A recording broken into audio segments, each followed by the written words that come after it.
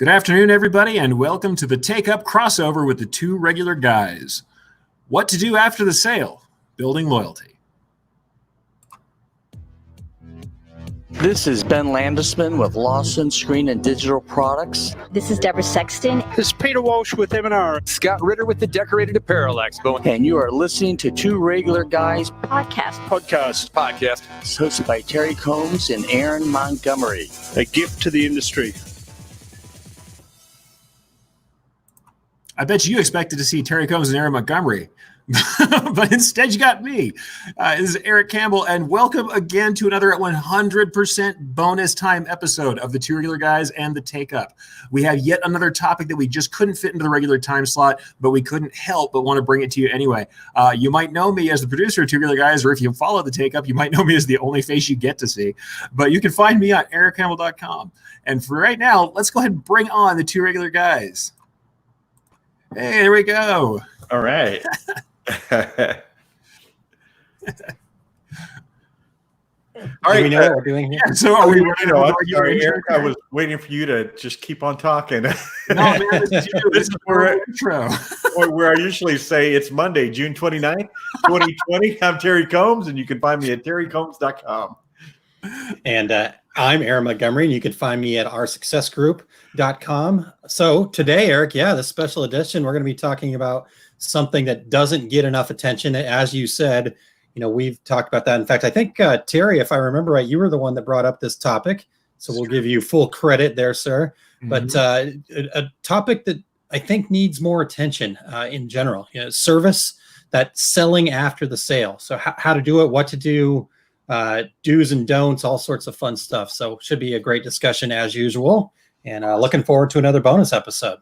I mean, who doesn't like the bonus episodes? Admittedly, we're a little loose as per but that's the cool thing about doing the bonus episodes. We don't have to stay real tight. I'd like to bring a couple of people saying hello already as we start. We got Cindy King, happy, sunny, and 100 in Odessa. I'm sorry. Terry's like 115. Okay. Yeah. Kim? That's 7 o'clock in the morning for Terry. Yeah, right. Kim, agree. Great topic. Important one as well. Thank you, Kim. Gusta from Sweden coming in again. Hi from Sweden. Awesome. Justin Armenta, digitizer in his own right. Happy Monday, everyone. Good to see Justin over. Christine, good evening, gentlemen. Hope it's cooler when you are than it is here. Probably not. Yeah, I'm going to doubt it pretty heavily. You guys want the weather report, but it's pretty freaking warm around here now. We have Alan Howe coming in, Terry Saunders. Todd says, do we get a dad joke today? Yes, Todd. We get a dad joke. You do.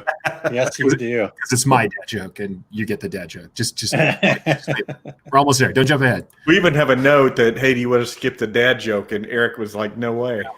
No way. Not doing it. No, not today. Not today. A couple more people chiming in. We have Kelly, not sunny and 68 in San Diego. I'm down with that right now. I could use some 68-degree temperatures, guys. I don't know about you. We have Reno saying hello, Josh Wiley keeping in, and Wade. Thank you guys all for listening live by all means. Ali Banholzer, and also get in the comments, folks. Jump in. If you have something to say about sales, service after the sale, you have questions, comments, please jump in and continue on the commentary because we will be bringing people in live as we do, and we'd love to hear your feedback on this stuff. I think, honestly, something that I'm going to say as we talk between, amongst ourselves is that we all have very different kind of experiences of how we come to the sales process, and I love to hear everybody's take on this stuff. But before we do that, since, had to get prompted to do the dad joke, wasn't totally ready to do this ahead of time. So here is the dad joke, right? We're ready. I was going to introduce it with what I saw typed in there. 3 podcasters walk into a bar. It might be Terry. Terry's.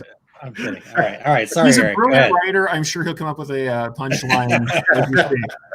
3 podcasters walk into a bar. They all fall. Yeah, conscious, and they don't leave until they're kicked out. Okay, that's about right. And podcasts happen. Walked into a bar in 2020, walked out in 2007. Yes, time travel. You have to know us. It's science to get that one. It's science. It's science, people. All right, so here is the dad joke, and yes, you can blame me for this. So all the ire, all the hatred, please pile it upon me. That's where it belongs. So here we go. here's the dad joke. Hey guys, all this travel's been hard with COVID. I had to cancel my trip to Scandinavia. You know that? Did not know that. Why's that, Eric? Couldn't afford to go to Norway. How much does that hurt, right? I think you told that joke just because you can say fjord better than the rest of us. I was gonna say, Yeah. Hey, Gusta, can you help us out, please? Help. He's in Sweden. It's different. Okay, all right.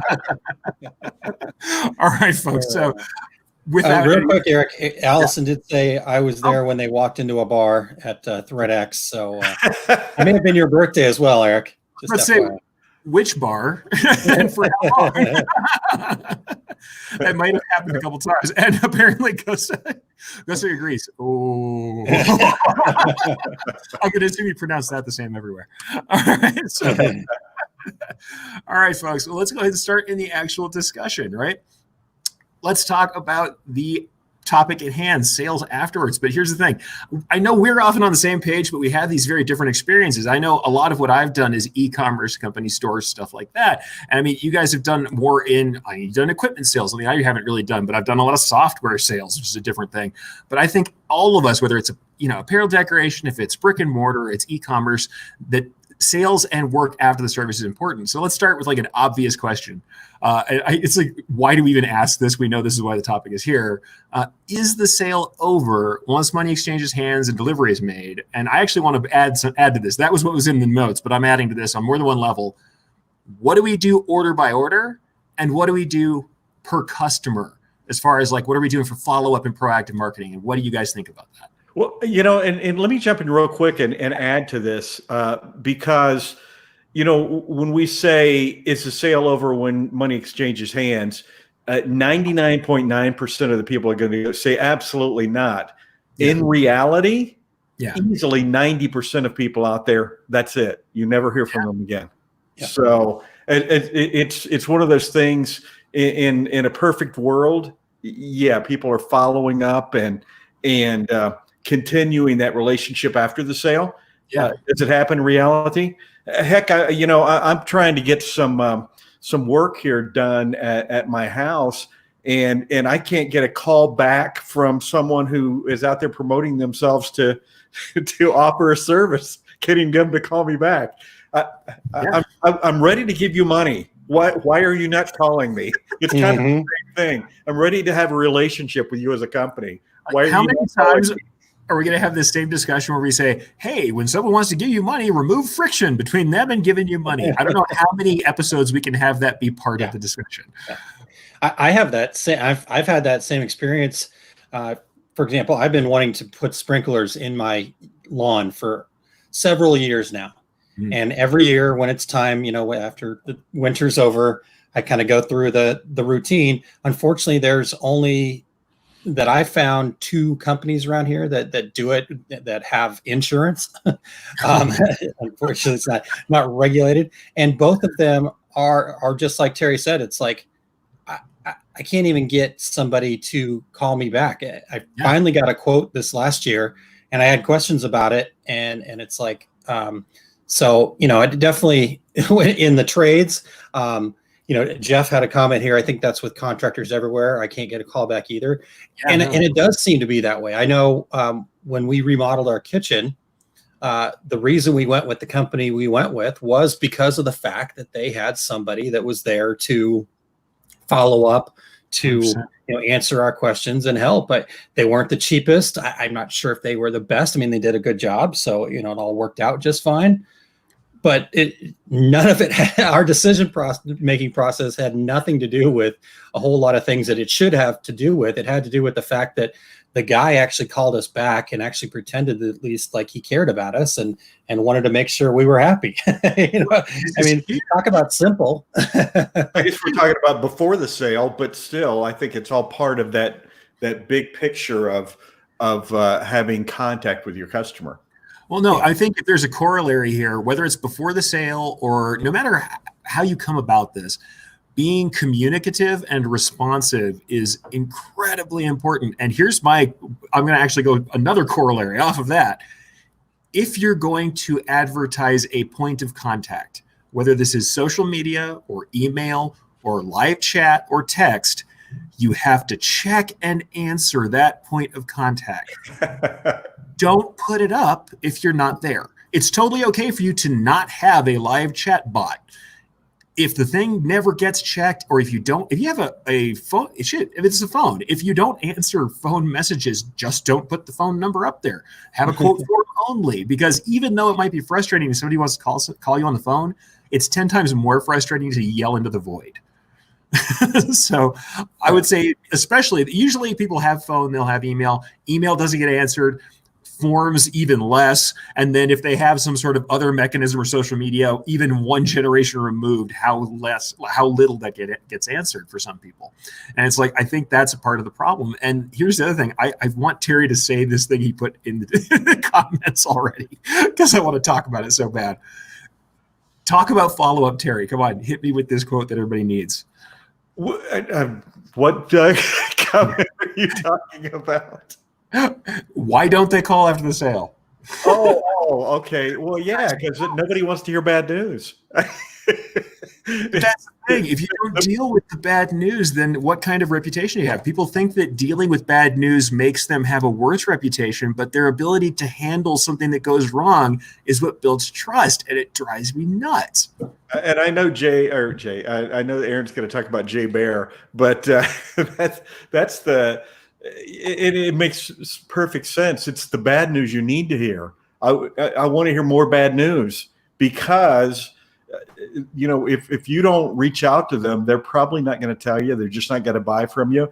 And you can also blame your lack of sales on COVID-19, the economy.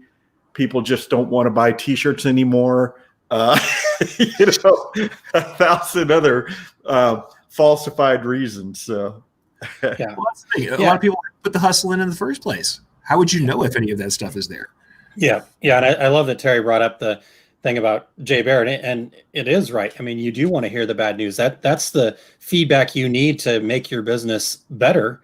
Is those things, like Terry said, they're probably just not going to buy from you. They're probably going to tell their friends or the people around them in their private groups and in social media and stuff that, it wasn't a great deal. It just didn't work out. And so, like Terry said, you can come up with all the excuses in the world, but you have all of the information there to do better and to gain and garner more sales. It just comes down to being open to accepting that. And then real quick, to talk about Erich's point about that, making sure that you are checking the mails. Think about this whole thing. And I know we're kind of talking a little bit before the sale, but even after this sale, this whole process, it's all about that customer experience. I don't know, if you were to kind of go crazy, picture view, it's like this customer experience map. But from a simple perspective, think about it this way.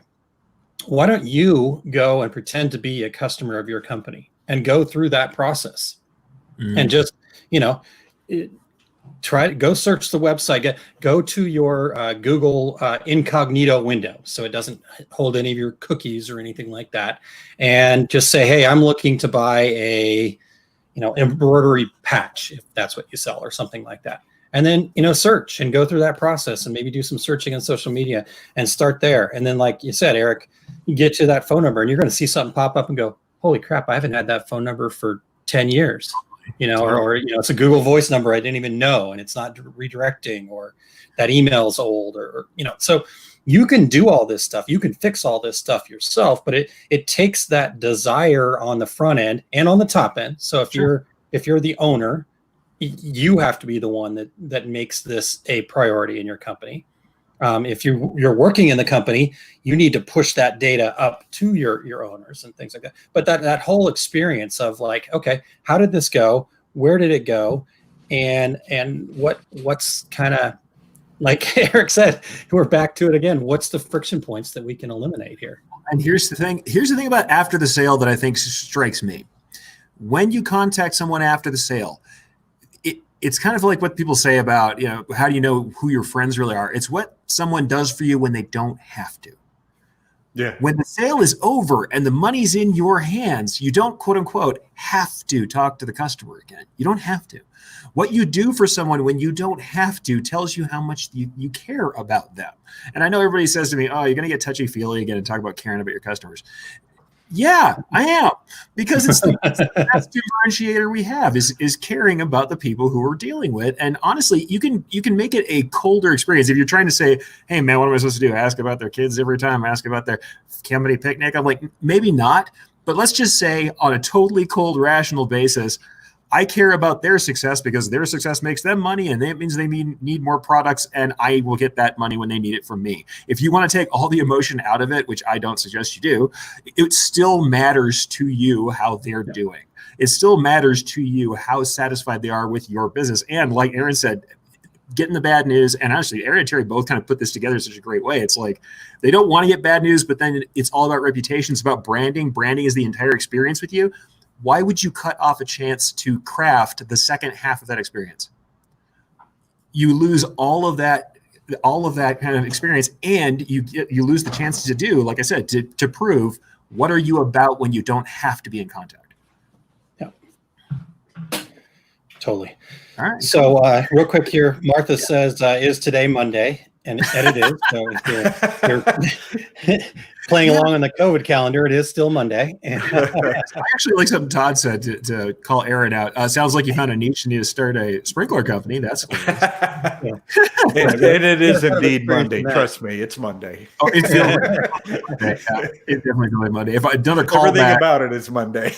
and I like this, Jeff. And yes, Jeff, absolutely. I heard somewhere you're supposed to make your customer the hero. Yeah, no, absolutely. We are Yoda, right? We are supposed to guide them through this thing. They're supposed to win at the end of the day. If you want to go with the hero's journey here, they are Prometheus. They are going to come to us and get the thing they need and steal fire and bring it back to mankind. Well, they're going to come to us, get the decorated apparel and bring it back to their company. And that's the good. That's what you're going to deliver. So there's me going too far again. But yes, that's make them the hero, make them look good. And part of that also is to follow up after the fact and care about what every time we talk about selling, we're like, provide solutions and figure out what they really need and what is their end goal in their customer. Why don't we call up and find out, hey, so that promotion we did you hear back? Did people follow up with you? Did you get contacts based on the things that you sent out? Worth knowing, right? That's good information for everybody down the road. And honestly, caring about that means the next time they might come back and think about you again. And even if it's bad news, it lets us craft our answer. What if we find out like we've been giving out the same, decorated gewgaw forever, and we keep on telling people, yep, it has a ton of impressions, it always works. And then we start calling people up and find out 5 times in a row that we're just out of touch.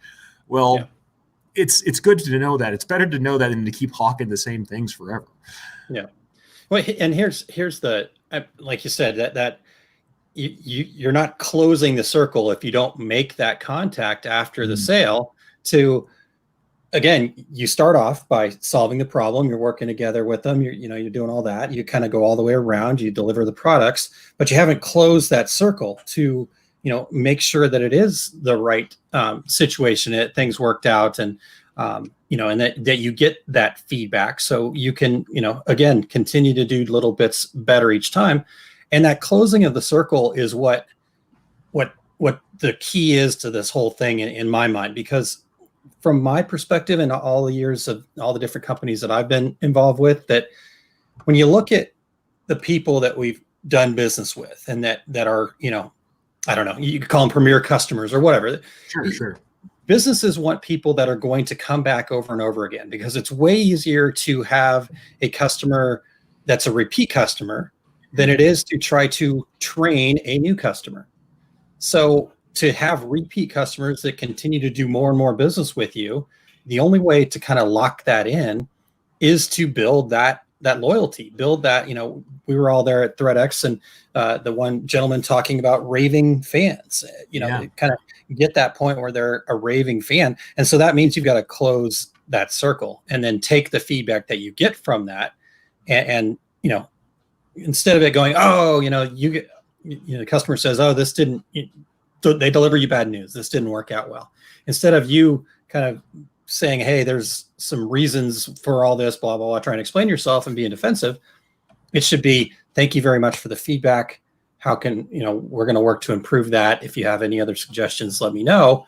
And again, that builds onto that. Oh, okay. Well, now not only did they care enough about me to follow up with the sale, but they also care enough about me to listen to my feedback and to actually do something about it.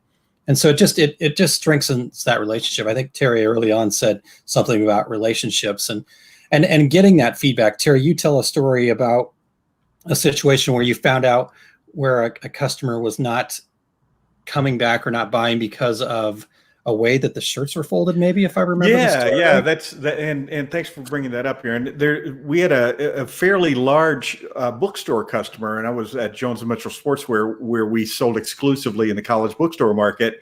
And by what I had started doing was sending out the supervisors on my production floor out with the sales reps on calls.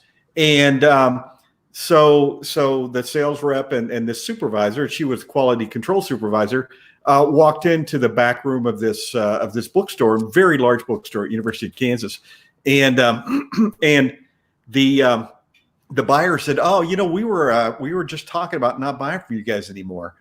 And of course, the sales rep, the customers or quality control person said, "Well, why is there something wrong with the prints of the garments? Is there?"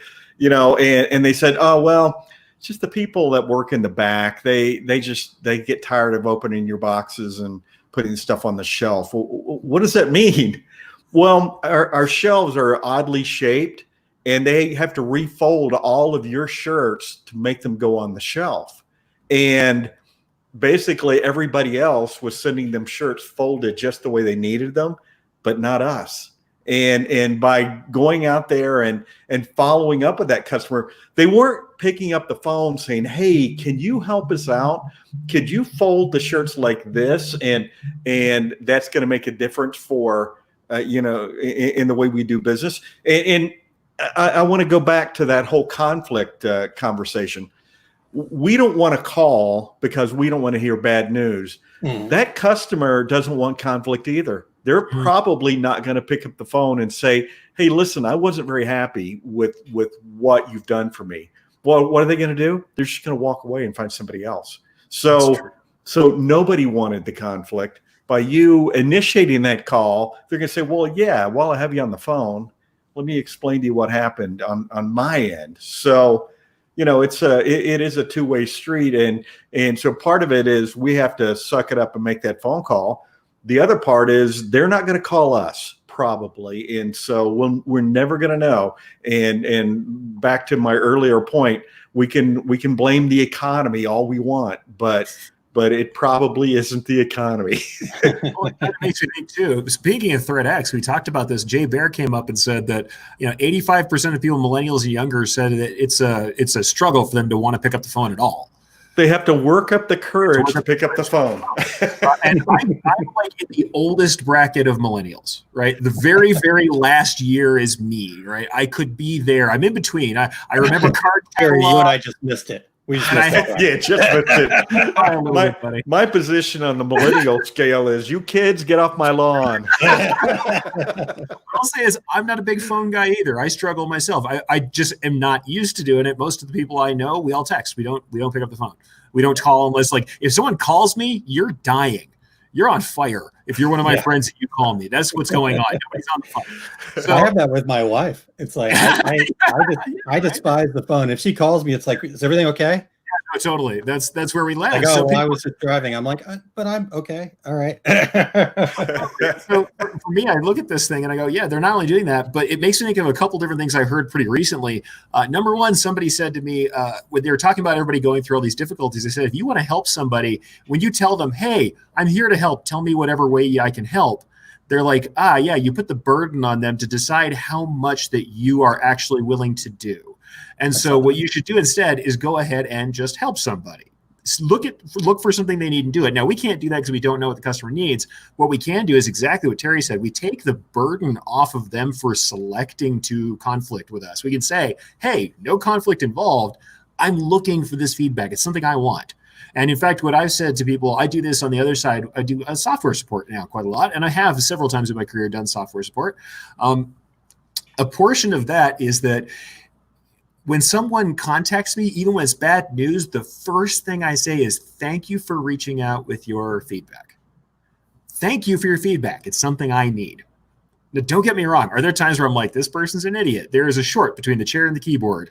There are times when you look at this and go, this person just doesn't know how to operate. And you're upset because you're like, you make a product and the product works and you feel like it's someone else's fault. The thing is, it's not, even when that's true, even if you could demonstrably say this, and I say this on the Takeup all the time, even if your customer is stupid and you want to tell me all up and down that your customer is stupid, cool. It's time for you to learn how to talk to stupid people and get them on board. Because if that's your customer and that's who you're selling to, get ready. Like, that's what it's going to be. You have to do that stuff. So for me, it's like, invariably, I'm like, just think about reducing that friction there too. The same way you reduce the friction in the sale, reduce the friction in the feedback. Make sure that they don't feel the burden of that friction, that feedback coming through. Well, and the other thing that we have to do is when we get that feedback, just accept it. And whatever you do, don't argue the point. Don't argue with the person about, well, here's why. Yeah, I get it. I understand your situation. That didn't mean a thing to me. It means nothing to me. I'm going to give you another. Eric, you're a new homeowner. I'm going to give you an example of. I had some issues with the pool, and hired somebody to come and do some work on it, and hadn't been taken care of before I moved in. And so I went out and looked and I took some pictures, and I said to the pool person, hey, listen, I don't think your guy showed up today. Here's some pictures. And I thought he was going to be here this morning. And, he was there. And I said, well, did you look at the pictures? Well, yeah, but he did this, and this instead, or he did this, and this, and look how great it looks like over there. And my only thought was, why are you arguing with me? Because he did 97% of the job. That's like me going to get new tires and calling the place up and saying, listen, the tires are great, but he threw one of the hubcaps in the trunk. You put all three on, but threw one in the trunk. Well, but look at the three you put on. Don't they look great? Yeah, and this was the same situation. I thought, of course, I'm always thinking about podcasts and management and things like this. When I'm having those conversations, I thought, you really want to argue with me about this when you're looking at this picture and that he didn't finish the job, Yeah. And I get it. Yet, you know what? It was a big challenge, and he did 97% of it really well. But I don't care. Yeah, I want 100%. Yeah. For 100% of the job to get. That's a really important point, though. I think that most people do get into that mindset of like, well, we did this part really well. Yes, we failed in this part, but let's just shove that under the rug. But it's the opposite of that. Terry said, I don't care about the 97%. I mean, that's great. That's fine. But if you are only going to do 97% of the job, I wouldn't have hired you to begin with, and I would have expected to pay less money, And it's just like, let's bring in Jeff's comment because this is perfect. My shirt only has 90% of the logo on it. Yeah. Let me tell you, in embroidery, if you leave off 10% of the text, nobody wants the damn shirt. But look at those 6 colors, man. They are dead on. Exactly. The last black that we hit, all the outlines are off by 2 millimeters. But everything up till that, perfect. Yeah, but here's the rub of it, and here's what we have to do as business owners and decorators and people like that, is that you have to determine what it is that is important to your company. So if it's being on time, if it's the quality, if it's the customer satisfaction, whatever those things are that like those are your core values. Those are the rocks that your business is built on. And you have to determine those things, and then you have to deliver on those things 100% of the time. Because if you don't, and if you're not measuring that and making sure that you are, then you're going to be in this situation like Terry's got with this pool company, where you did 97% of it, and that's great. You put in 97% of the effort, but you're going to get 0 of the credit for that because you didn't do the whole job. And so that's what's important, is picking out what's important to you and then making sure that, by God, you do that every time. So if you're somebody that's let's say you're a fulfillment company, and you tell your customers you're going to have things shipped in 5 days. Well, if you don't ship in 5 days, then you've ruined it. And I've heard people go, well, 90% of your orders we got out on time. Well, guess what? Etsy, Amazon, those people, they don't give a crap about the 90% you got out on time or early. You'd be better off being at 5 days with everything and getting it all there. I mean, it goes back to, this was one of the things that they did really well at Coastal when I worked there. This was one of the first things I learned, is I went to work there. I showed up. It was probably about a month or so into me working there back then. And, I'd come from a different place and I didn't but their whole thing was that every order that was in-house by, I can't remember what the time was, 5, 6, something like that, whatever time that was, shipped every day. Yeah. And that was like their thing. And I remember there was one day where there was like 3 orders that something happened, somebody screwed up and they weren't going to get out. And I was like, oh, no big deal. I'll contact the customers. It'll be fine. And people were like, no, this does not happen. This is like everybody in the company, from the guy picking and packing all the way up. Everybody was like, nope, that cannot happen. We're going to have to do something to overnight this, or whatever the case may be. But that was it. I mean, that was the thing that they stood on. And so for me, I just want people to realize that you need to figure out what you stand on and then do that 100% of the time. So sorry for going way off. and Aaron, I've told this story before. I'm gonna bore people with it again. But we printed national championship basketball shirts once, and we were printing around the clock for like 3 days. And the president of the company decided to come and help, which meant we really, really, really don't need your help. And the quality control person stopped a press and said, hey, this print is not acceptable. It doesn't match, because at every station we had, here's what this print looks like. And it doesn't match. And one of the colors was off slightly. And the president of the company said, hey, you know what? It's just going to a grocery store. It's okay. And our standards were really, really high on the production floor. And from then on, for months, whenever a press got stopped, the operator would always say, it's not only going to a grocery store, it's good enough. And that statement hurt everybody out there on the floor, because they had that standard, Aaron, just like you're talking about. Everybody was like, well, hold on. No, every order goes every day. That's our standard. And to take that back to my pool guy, every time that guy shows up to work here, what do you think I'm thinking about? I got to go out and look, because that one time he didn't do the job completely. So now I have to go and make sure every single time, because it's in the back of my mind every time. And so you can do a great job for a customer for 18 months. You screw up on month 18, and for the next 18 months, they're going to be looking to see, because they're in the back of their mind, they're going to remember how you screwed up. So it's Aaron, that was an excellent point, in that know who you are, know what you stand for, and make sure that happens on every single order, every single day. That's the thing. It's consistency. It's consistency no matter what you do. Being consistent and standing for something is important. And when we're talking about, since we started this talking about the post-sale follow-up start of it, I'm going to see if I can drag us toward that side. I was going to say, we're on question 1 still, right? Did we start? I think you were supposed to figure out how important customer retention is. And I think Aaron actually covered this, because this is just the truth. Getting to the tipping point of the sale is a lot easier with someone who already trusts you.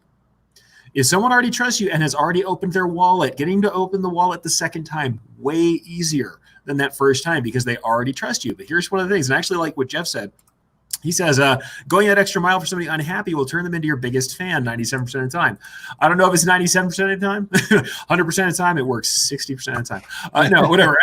The other way, I did it backward. There it was. 60% of the time, it works 100% of the time.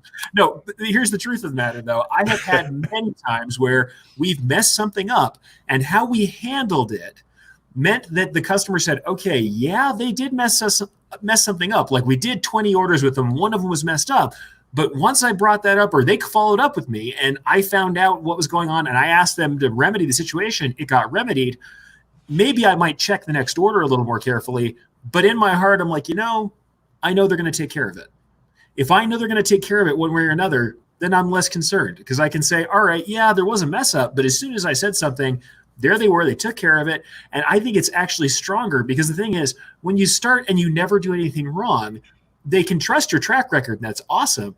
But if you have a good track record, then you have a small failure that you correct. Now you have a track record not only for what you do every day with your consistency, you get a track record for what happens when an unavoidable problem comes up.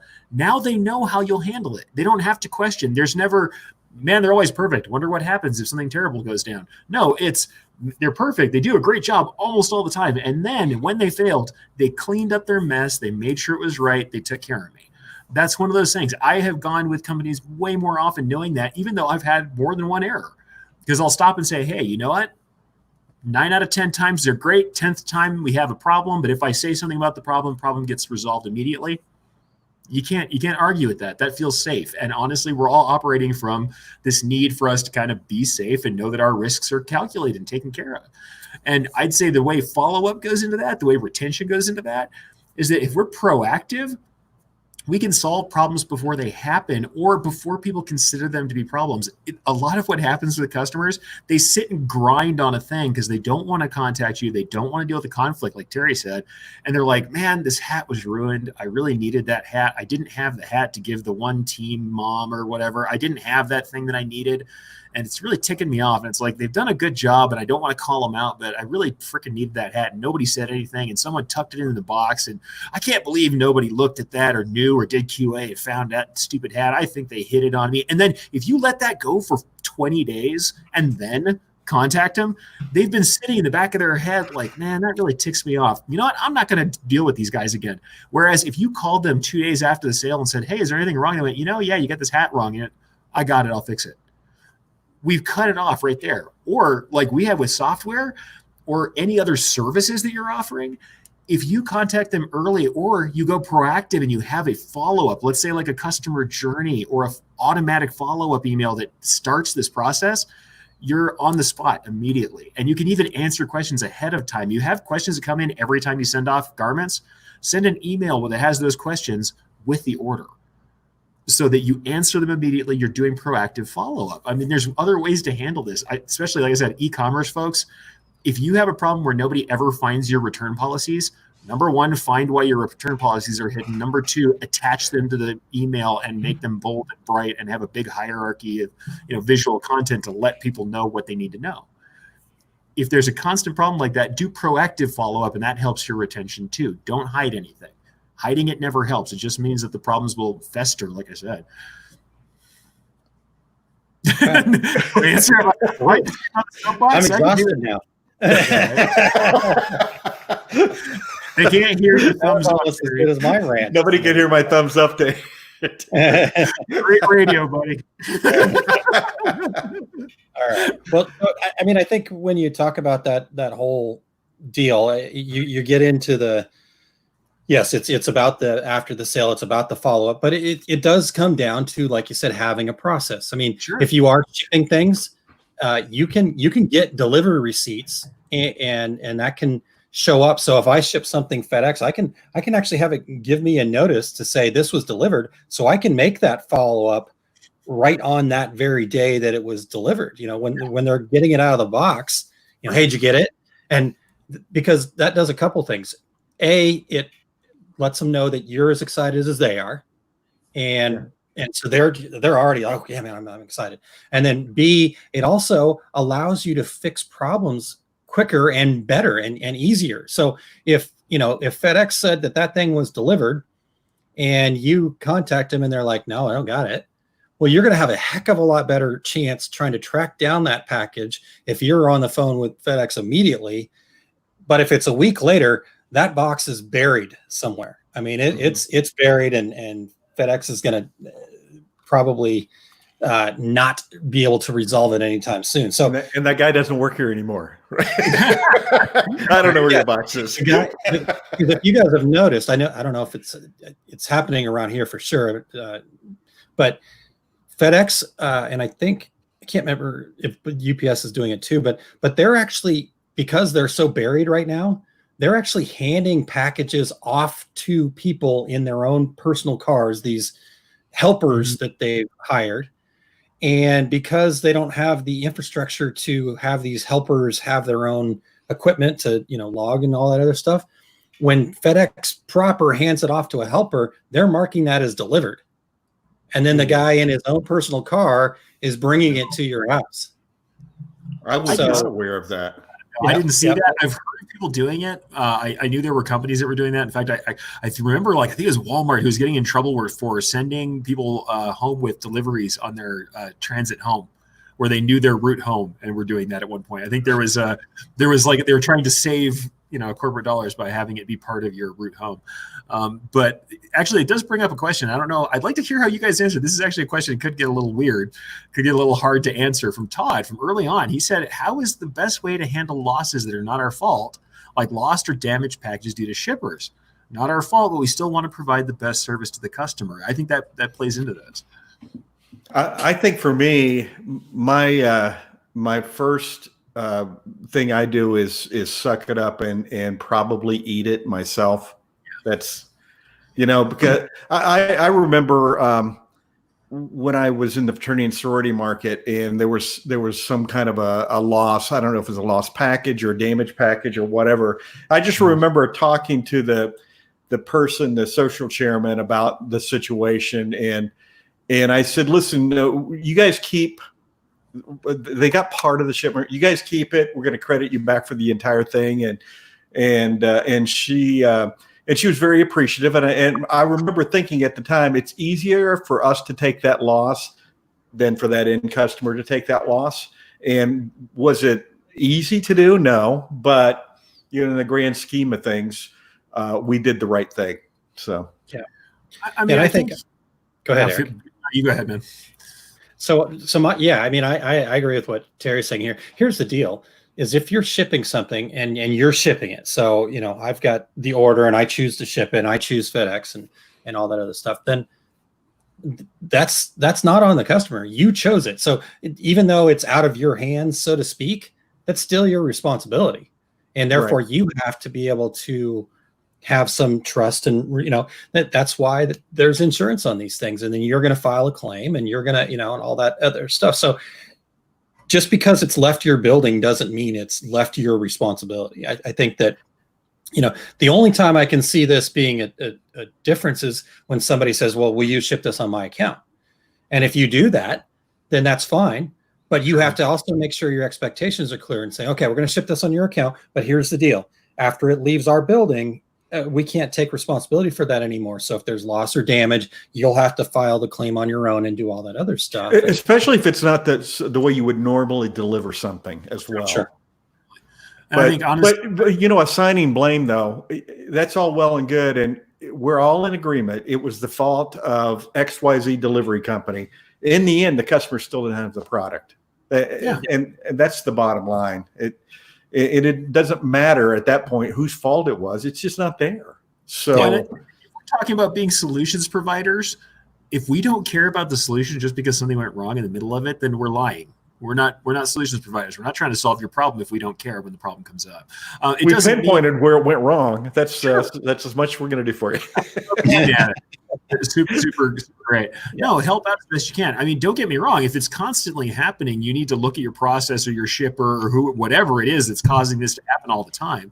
You should evaluate some of that risk ahead of time. And I think Christine brings a point here. If a shipper screws up, you can make a claim. Often you can recoup some of the costs. First thing is to make it good, then make the claim. Make things right with the customer always. I agree. And honestly, most of the time, since especially you're an apparel decorator and you ship a lot, you have more pull with your shipper than someone who calls up who's a random endpoint. Whenever we call, especially back at Black Duck, we shipped constantly. We shipped a lot. We had a large account, the kind of account where when you ask for free labels and free stuff, they show the heck up. Like we were shipping a lot. We're spending a lot of money with the shipper. When we contact them about a box, something usually got done. Now, does it happen all the time? No, and it can't always happen. But you put the insurance on things that are big enough, and if they're not, that you're taking the risk that you're going to eat it. But you always want to make that thing work for the customer. And I'll say the other thing I've dealt with selling on Amazon. If you sell through Amazon, and I sell as a FBA, which is that fulfilled by Amazon, Amazon does things, and sometimes they screw up horribly. And all you can do is the good thing you can do is tell them, hey, that feedback somebody gave me, that is your fault, Amazon, strike that from my record, and they will because they know it's their fault. But at the same time, generally what I do instead is reach out to the customer and make it right a different way first. And honestly, most of the time the feedback ends up good, even when it's Amazon's fault. I make it right the best way I can. And then they come back and give me glowing feedback almost all the time. End up with 5-star feedback where people are saying, this is a person who I would order from again. I have ultimate trust in what they're going to do. And it's like that. And that's with me having zero control of the shipping process. What it turns out is that even though you don't have that control, you still have, something you can do about it. And ultimately, your reputation with the customer, I think, is more important than the occasional losses, as long as you're being careful about it and making sure you go with the process that works.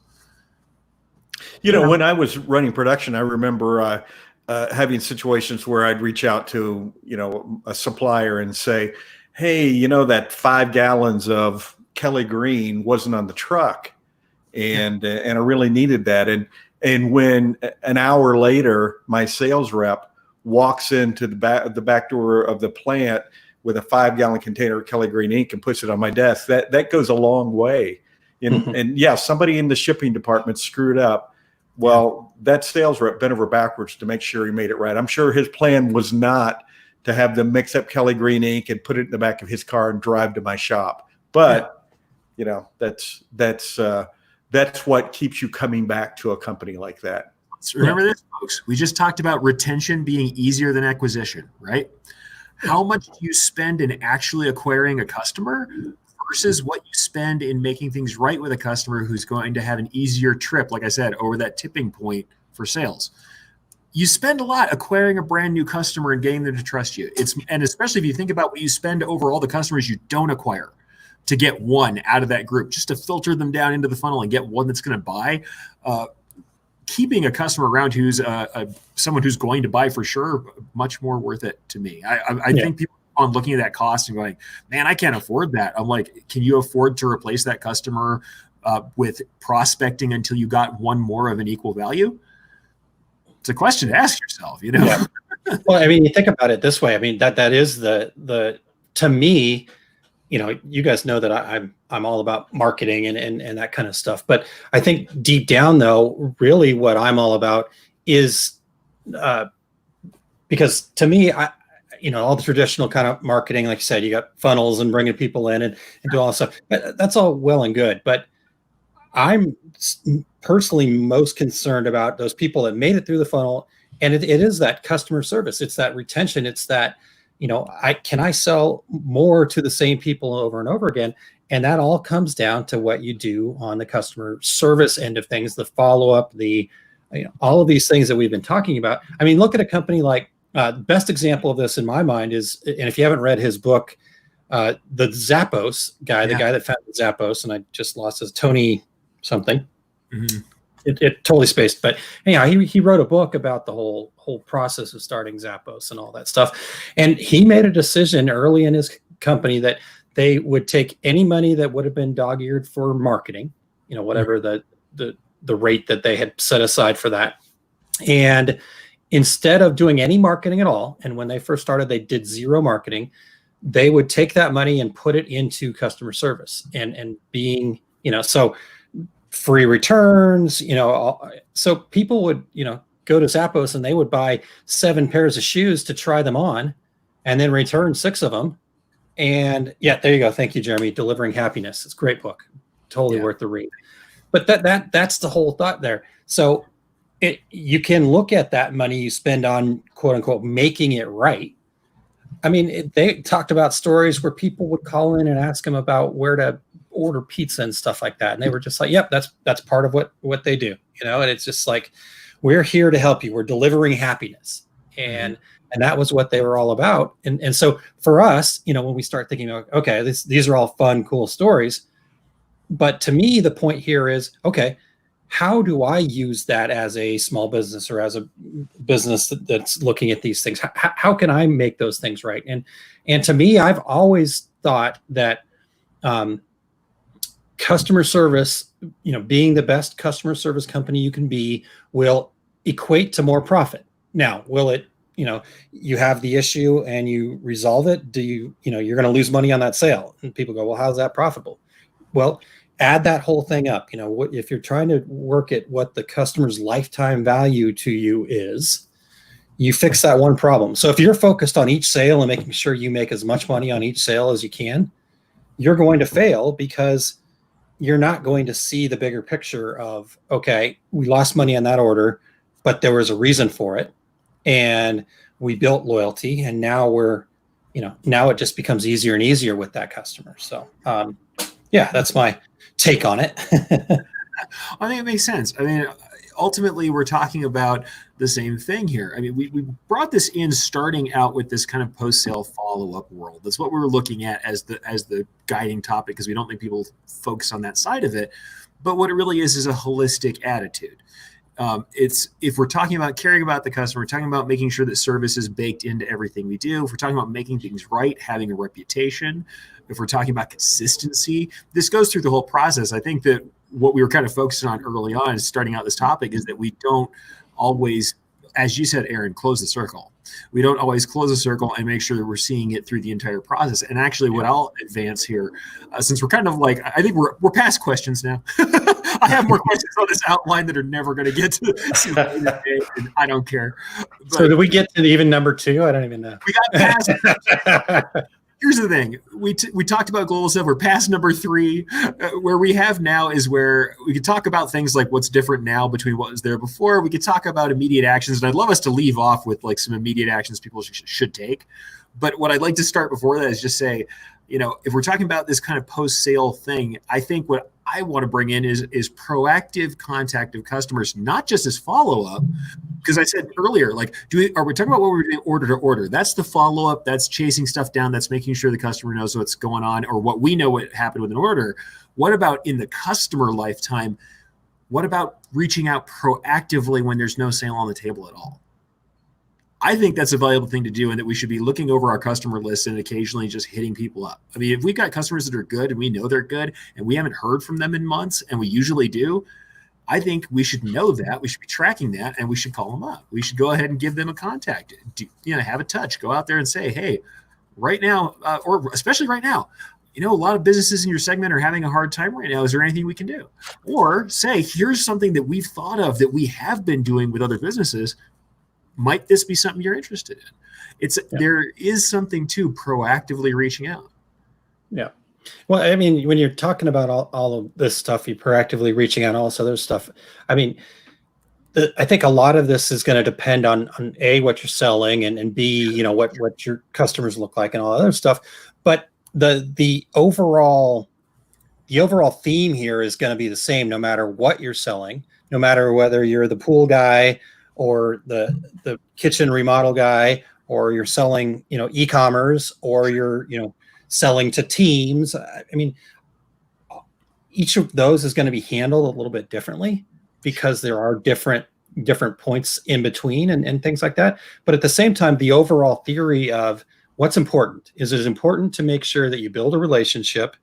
And when we build a relationship, we do things like you said, we're following up proactively. If there's somebody that normally orders every 3 months, and all of a sudden 6 months goes by or 12 months goes by, that's tough, because it's like at 12 months, like you said, it's like, did they care enough about me, or they is it too late to call at 12 months? Yeah, I don't know.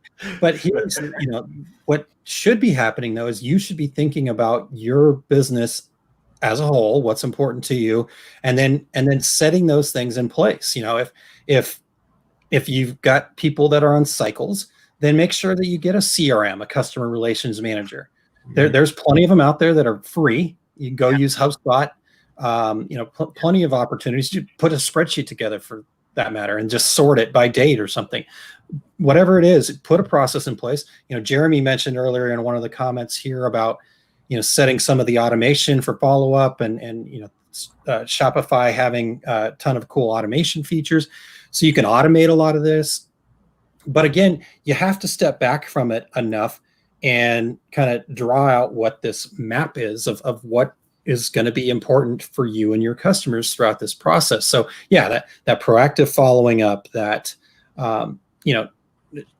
where are they getting to? How are they getting to you? All of those things are really important for us. And even if, like you said, Erich, there's some people that certainly businesses change and they're struggling a little bit right now. And these are your customers. And I know a lot of people have made a lot of good relationships and inroads into that, into that process of going, hey, I'm not calling as a sales call. I'm calling as a friend saying, hey, I noticed I know your business is down.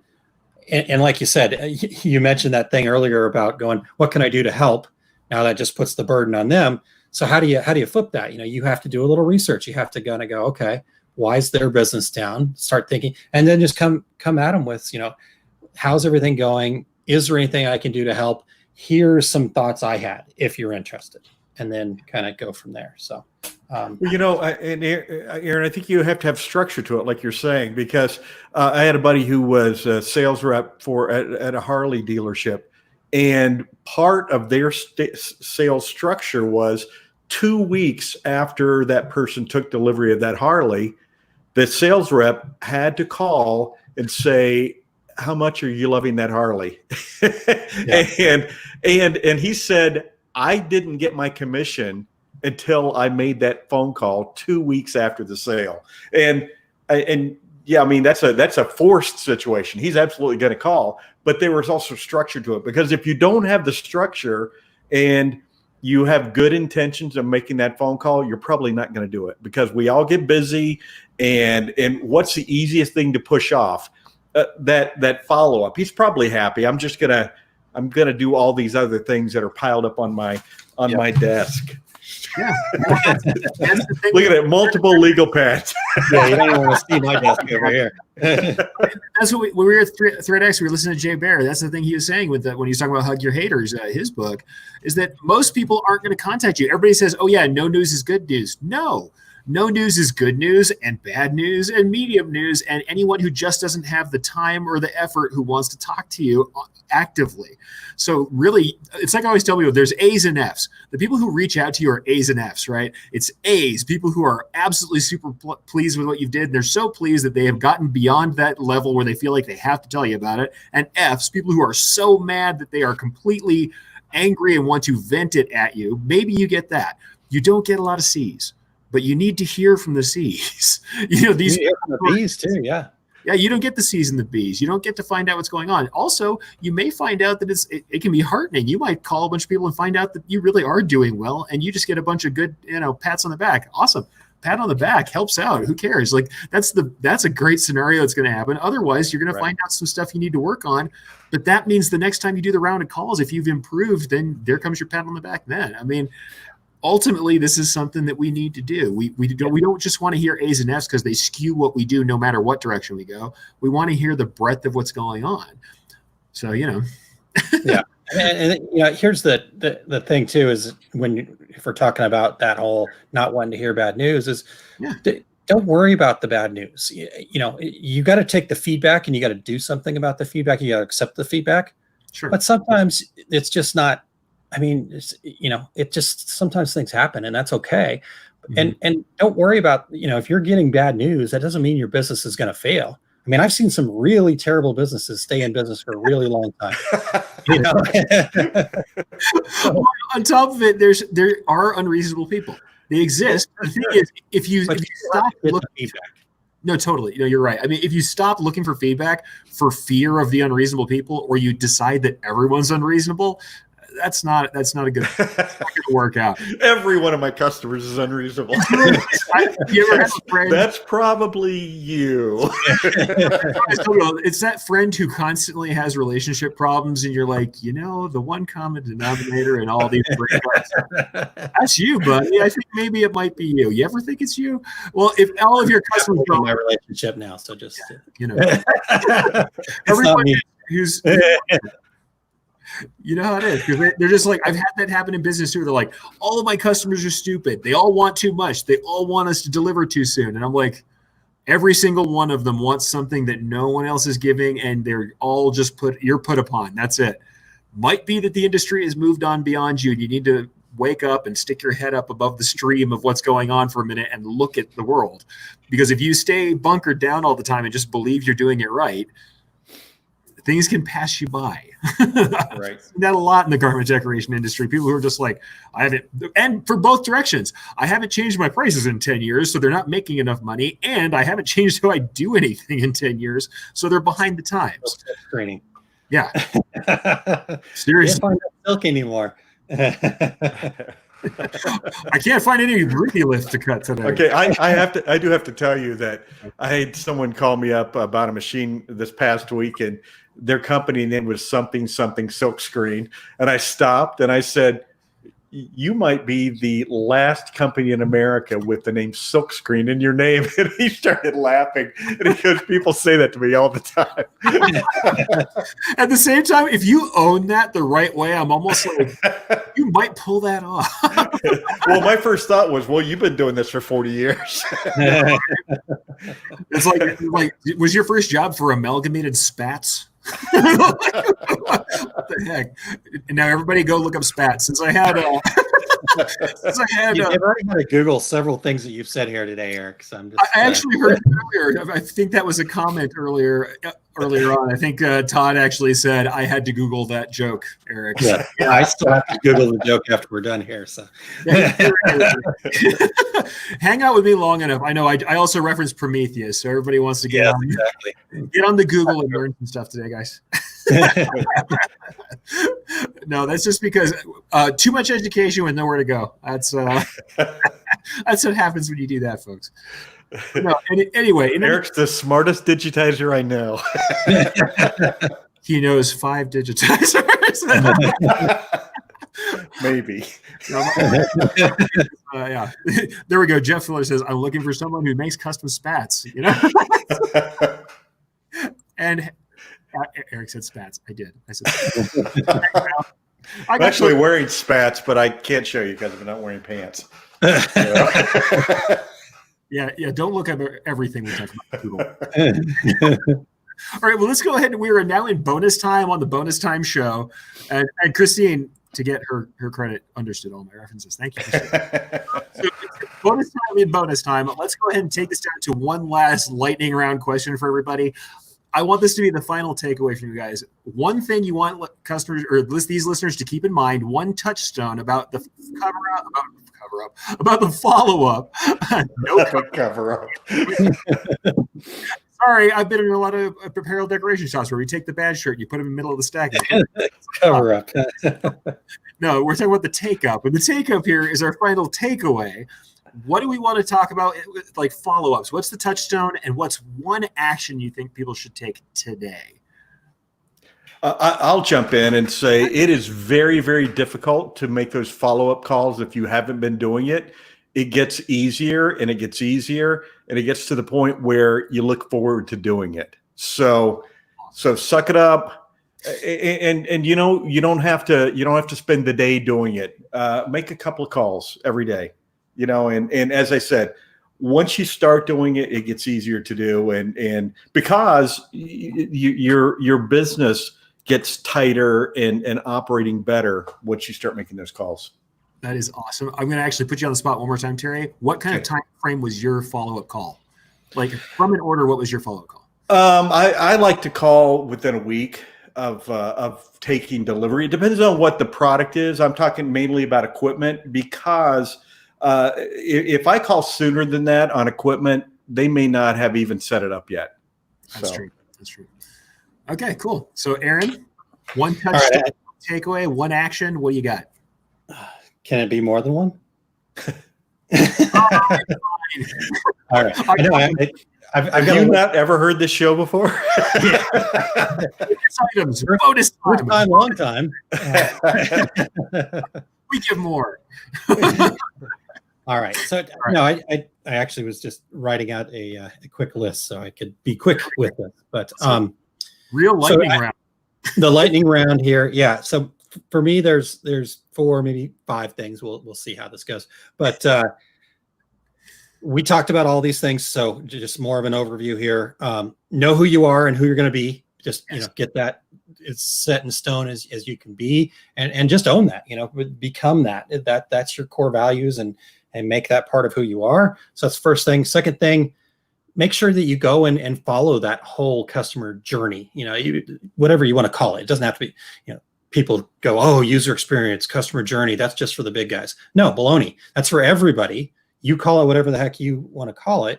But from the point that they start finding you on the internet or wherever they found you at, to the point that they have the product and are using the product, that entire piece, not just the how's our marketing doing, how's our sales doing, and how's our delivery doing, the whole, all of those pieces. So map that, understand that, and just find little things. I think this was something I learned from Terry, actually, was you kind of get a list of these things that maybe need to be improved or fixed, and then just start checking them off. You don't have to swallow the whole thing at one time. Just start checking off the most important all the way down. So that's 2.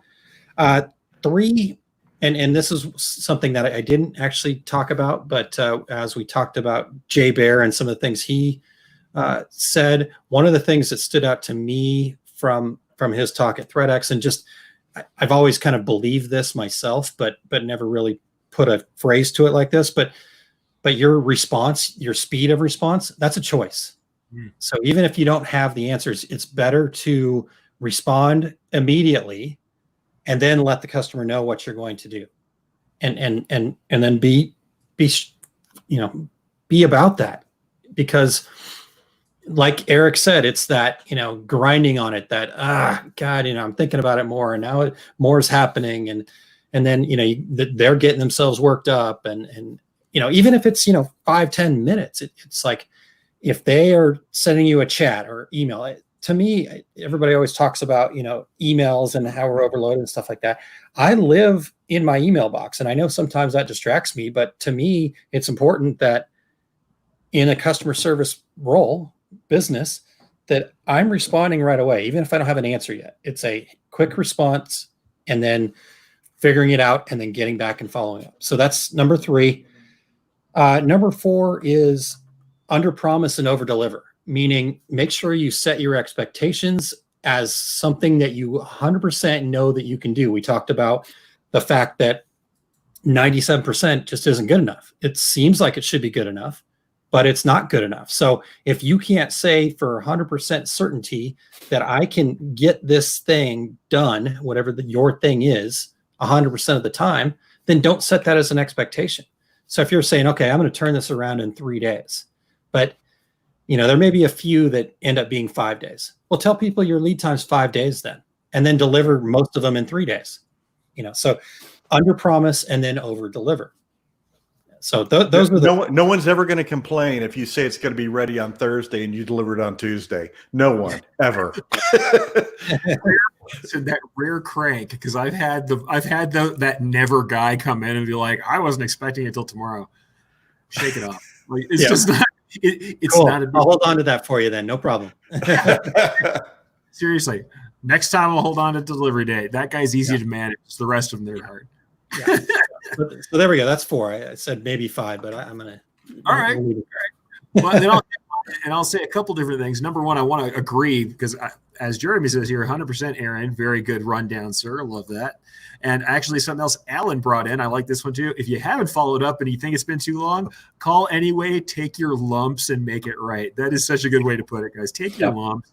Have any of you guys heard from Alan lately? I'm just saying. No, just kidding. Oh, Ow.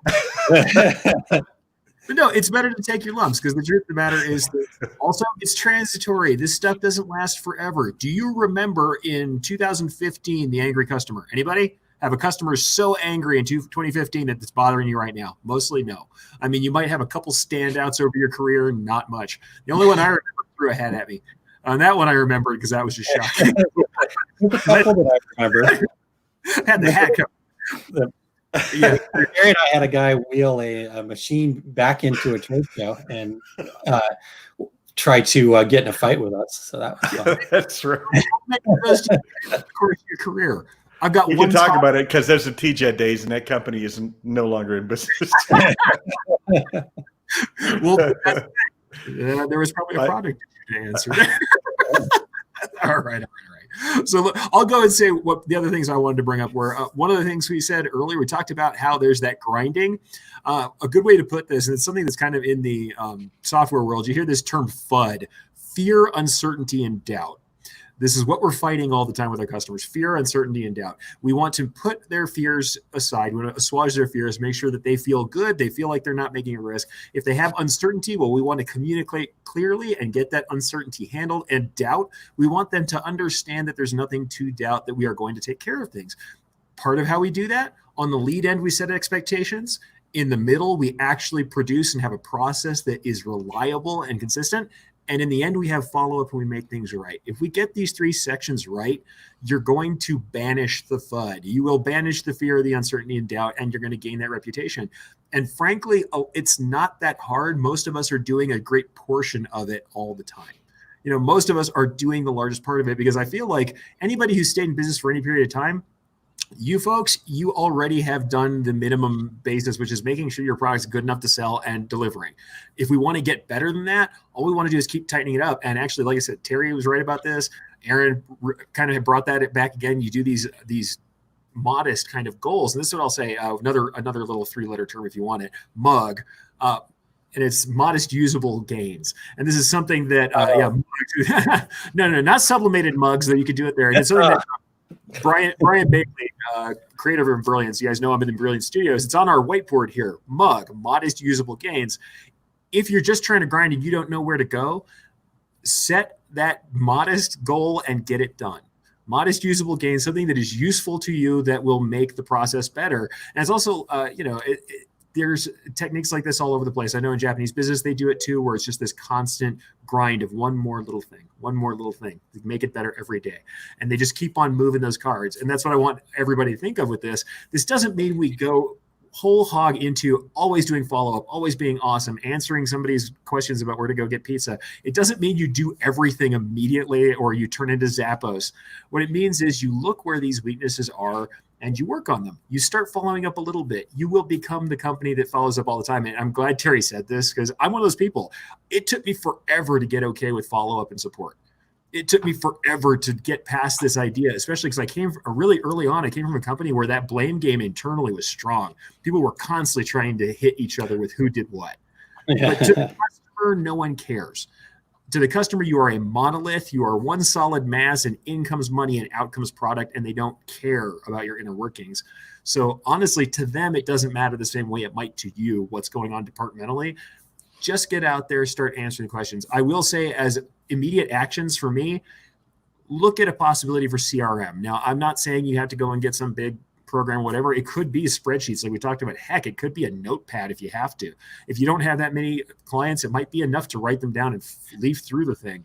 But do something to track who these people are and to know when they're ordering and understand the flow. If nothing else, like Aaron said, set up a map and know what does a customer go through? What does it look like? What is that process and what are the stages? And follow it through. Understand that process. And since we talked about this specifically today, look at that latter half. What is it that you do when you no longer have to? And how does that define your experience, your customer's experience with you? All right. Hey, Terry, let's see your CRM there, your yellow legal pad. There you go. There's Terry's CRM right there. It's written on the top. Sometimes they get torn off. Those are the follow-ups. being held down by my Ohio University coffee mug. See, he's got a mug there too.